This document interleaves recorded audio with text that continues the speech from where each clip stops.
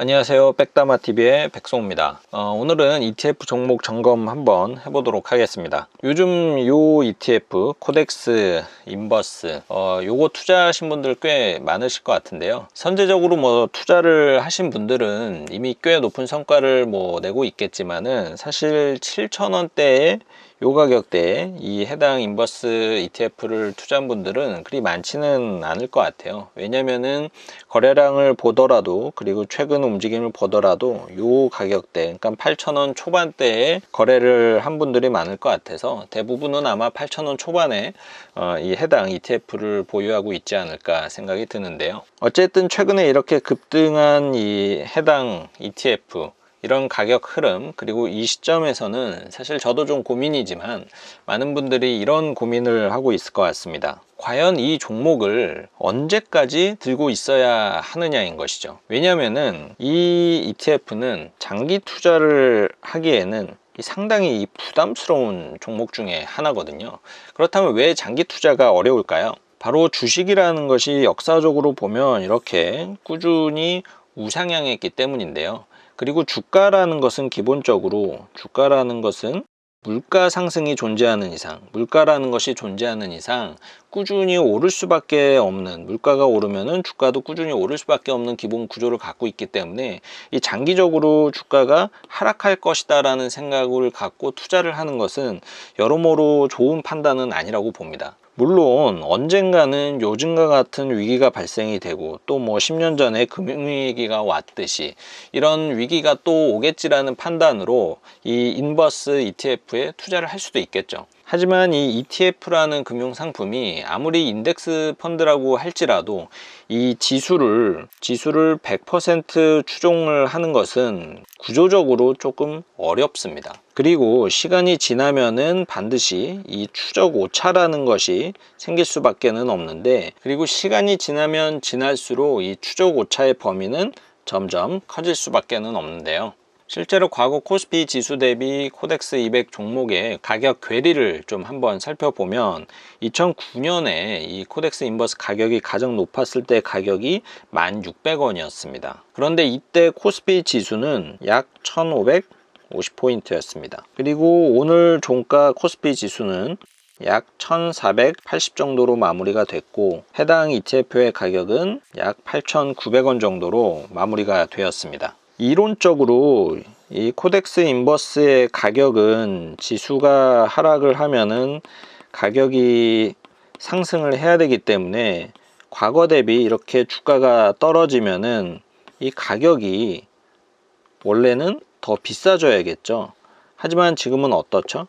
오히려 지수는 더 떨어졌는데 가격도 더 하락한 모습을 보여주고 있습니다. 이런 것이 바로 이 추적 오차라고 할 수가 있겠고요. 우리가 생각하는 것보다 이 추적 오차는 꽤 클 수도 있다라는 것, 시간이 지나면 지날수록 그런 점을 꼭 유의를 해서 인덱스 투자를 하셔야 될 것 같고요. 그렇기 때문에 이 인버스 종목은 한번 타이밍을 잘못 들어가서 이 수익률이 마이너스로 물려버리면은 정말 끝이라고 봐야 됩니다. 우량주나 뭐 다른 지수 상승 관련 인덱스 ETF는 손해가 좀 나더라도 버틸 수가 있어요. 하지만 이 인버스 종목은 버티기가 굉장히 힘들어요. 그 이유 중에서 하나는 이 사람 심리도 좀 한몫을 하는데요. 이런 거죠. 뭐 예를 들어서 삼성전자를 매수해 놨다라고 하면은 뭐 샀는데 가격이 좀 빠진다, 그래도 뭐 버틸 수 있습니다. 왜냐? 삼성전자가 망할 것이다 라고 생각을 하지는 않거든요. 하지만 이런 인버스 ETF를 샀는데 한번 이런 상황이 왔다라고 좀 가정을 한번 해볼게요. 주가가 이렇게 쭉 하락하는 이 시점에 이 중간에 인버스를 샀는데 주가가 좀 빠지는가 싶더니 계속 이렇게 상승을 하는 경우, 그리고 무서운 것은 요즘과 같은 이런 다이나믹한 하락장이 또 언제 찾아올지 모른다라는 것이죠. 저는 그래서 이 투자를 할 때 보면 시장이 언젠가는 이 회복이 되겠지 라는 이 기다림은 가능하지만 언젠가는 다시 위기가 올 거야 라고 생각을 하고 그 위기를 기다리는 것은 정말 이 불가능에 가깝지 않나 라고 생각을 하고요. 그리고 투자할 때 또 나를 가장 힘들게 하는 게 또 뭐냐면은 남들은 수익을 내는데 나의 자산은 마이너스일 때 정말 힘들거든요. 그러니까 차라리 요즘처럼 다 마이너스면은 버틸 수 있습니다. 왜냐? 그것은 어쩔 수 없다라고 생각을 하거든요. 하지만 그 반대라면은 어떨까요? 그러니까는 인버스 종목을 요즘 같은 타이밍에 잘못 잡아서 만약에 증시가 이제는 바닥을 찍고 상승을 전환을 하게 돼 버리면은 정말로 이렇게도 하지 못하고 저렇게도 하지 못하는 상황에 빠지게 되는 정말 최악의 상황을 맞이할 수 있다는 것입니다. 아무튼 이제 이 코덱스 인버스도 새로 사야 될지 아니면은 갖고 있는 걸 팔아야 될지 아니면 기다려야 될지 고민이 필요한 시점인 것 같습니다. 특히 최근 주가가 이 폭락 장세를 이어가면서 이제라도 이 코덱스 인버스 종목을 매수하는 게 어떨까 하는 문의가 좀 많은데요. 제가 신은 아니라서 뭐 정확하게 이렇게 하세요 라고 말씀을 드리기가 참 어렵고 또 타이밍도 좀 애매하지만은 일단은 좀 두 가지 상황을 가정을 해서 좀 말씀을 드리도록 하겠습니다. 일단 현재 인버스 투자로 인한 결과물이 이러하신 분들도 있을 것 같아요. 현재 저 이 개인 계좌 인버스 투자에 대한 이 결과물이기도 한데 저는 지난주 금요일까지도 인버스를 계속 추가적으로 매수를 했거든요. 그래서 사실 수익률이 오늘자 기준으로는 결코 나쁘지는 않습니다. 그렇지만 너무 부러워하지 않으셔도 돼요. 저도 이거 이 세 개 종목 외에는 개판이거든요.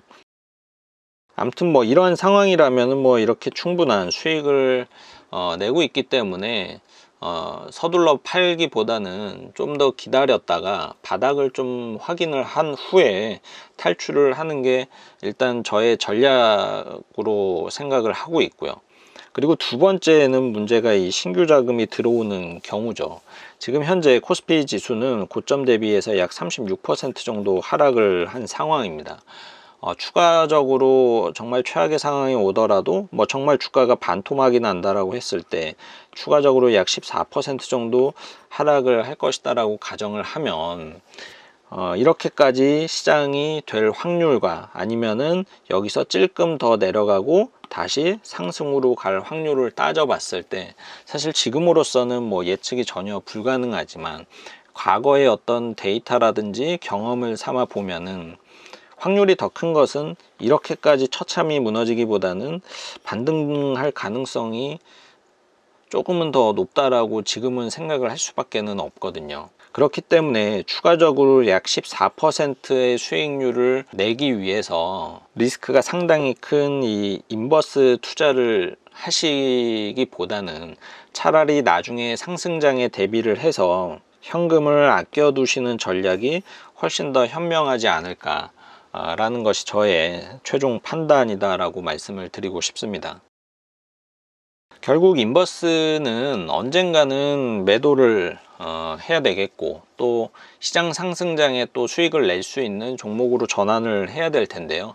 그런 의미에서 인버스 종목에는 악재면서 또 동시에 주가 시장에서는 이 바닥 신호라고 볼 수 있는 이슈들을 좀 체크를 한번 해볼게요. 일단 국제유가가 굉장히 좀 중요합니다. 단순히 기름값이 떨어지면 좋은 거 아니야? 이렇게 생각을 하시는 분들도 계시겠지만 너무 낮은 유가는 사실 우리에게 별 도움이 되지는 못합니다. 지금 같은 상황에서는 더욱더 그렇고요. 왜냐면 이 국제유가의 하락은 이 산유 국가들의 재정 위기를 계속적으로 높일 뿐만 아니라 이 미국의 이 셰일 가스 기업, 셰일 기업의 이 부도 위험도 동시에 높이기 때문이죠.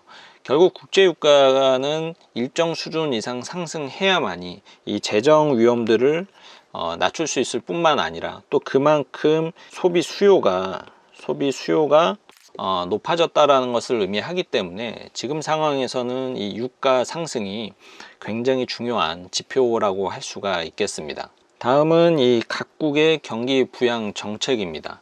일단 금리와 양적 완화 정책은 지금까지는 이 주식시장 반등에 전혀 도움이 되지 못했죠. 때문에 앞으로는 보다 조금 더 직접적이고 조금 더 새로운 각종 부양책이 나올 텐데요. 이미 많이 거론된 기업의 어떤 국유화라든지 혹은 국유화에 준하는 지원 정책, 그리고 기본소득 관련 그리고 의료비 지원, 더욱더 구체적으로 나올 것 같고요. 다만 이러한 정책은 예전에도 언급했듯이 국회 통과를 이 100% 장담하기가 조금 어렵죠. 실제로 오늘 미국에서도 이 코로나 이 부양책이 이 양당 간의 이견으로 부결이 되면서 이 주식시장에서는 악재로 작용을 하기도 했습니다.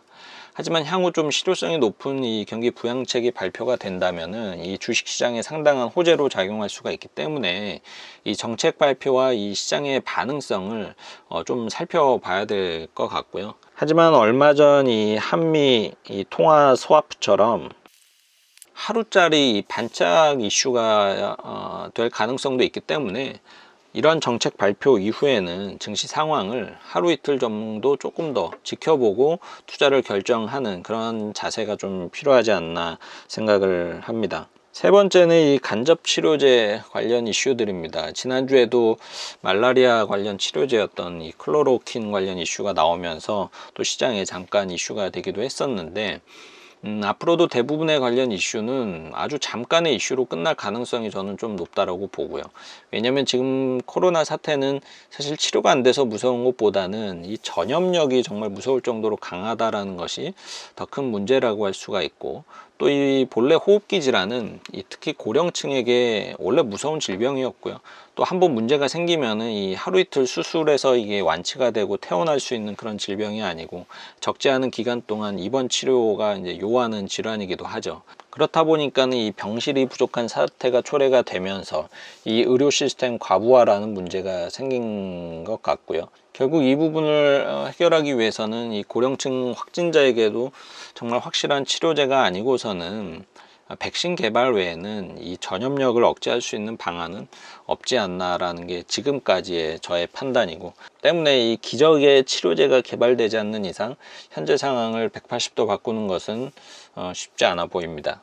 마지막으로는 국내 환경처럼 전 세계의 이 코로나 확진자 수가 서서히 감소하면서 완치자 수가 늘어나는 경우인데, 시간이 지나면 모든 국가에서 그럴 것이다 라고 저는 생각을 했었는데, 이 유럽과 미국이 돌아가는 상황을 좀 보면 다들 우리나라만큼의 의료 시스템이 아니었다라는 생각을 그때 하지 못한 것이 아쉬울 정도로 제가 놓친 부분이었던 것 같습니다. 아무튼 마지막으로 정리를 하면 이 국제 유가의 반등은 인버스에게는 악재, 그리고 주식시장에는 바닥 신호로 작용을 할 것 같고요. 경기 부양책 역시 시장 반응에 따라서 악재와 바닥 신호가 이제 갈릴 것 같습니다. 간접 치료제는 거의 대부분은 하루짜리 이슈로 끝날 것 같고요. 자연 감소는 기적이다라고 생각을 합니다. 네, 오늘 이렇게 코덱스 인버스 투자 관련해서 좀 점검을 해봤는데요. 사실 지금 주가 상황을 좀 예측을 하고 뭘 하기에는 워낙 전혀 이성적이지 않은 시장이기 때문에 저 역시도 굉장히 좀 조심스럽고 어렵습니다. 하지만 조금 더 시간이 지나면은 더 추락할지 아니면은 반등이 가능할지 그런 것을 조금 더 확신을 갖고 판단할 수 있는 어떤 신호가 나오지 않을까 생각을 하고 있고요. 그때까지는 저도 그렇고 좀 조심스럽게 계속해서 시장 관찰하면서 투자를 이어나갈 생각입니다. 오늘 내용 도움 되셨으면 좋아요와 구독 눌러주세요.